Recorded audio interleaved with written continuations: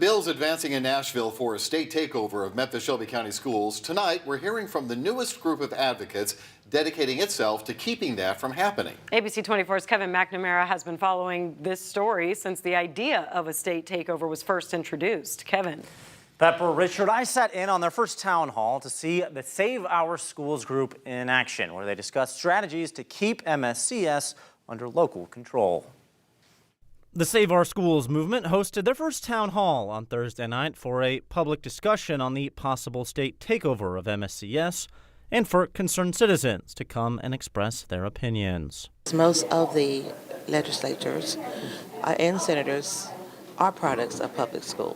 Why do away with public schools now when public schools has made myself and others successful in Memphis, locally, state, and nationally? The coalition is concerned the loss of local control over the school district will mean decisions made by people with no understanding of Shelby County or care for its residents. You can look at something from a state view and it looks a certain way, but when you start looking at the different localities and what they specifically need, there's a variance there, right? And so what I want is someone who's personally vested in this community to be the one making the decisions about what's best for our students. Or perhaps even worse. Maybe even privatizing it, just moving most of the schools to charter schools. And so that way we're almost getting way away from a free public education when we start doing things like that.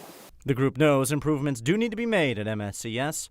However, they want those decisions to be made by Shelby County. I do understand there's a need for things to change within our school system, but I don't think we need the state to do it. I think if we continue to work on a collaborative level here locally, then we can continue to make the progress that we have been making. Come together as one and be an advocate for our teachers and our students. That's the most important. Now, there are still a lot of unknowns as it relates to the potential state takeover, as the bill promised by Republican Representative Mark White has yet to be officially filed. When that happens, we'll have more for you both here and online. In the studio, I'm Kevin McNamara.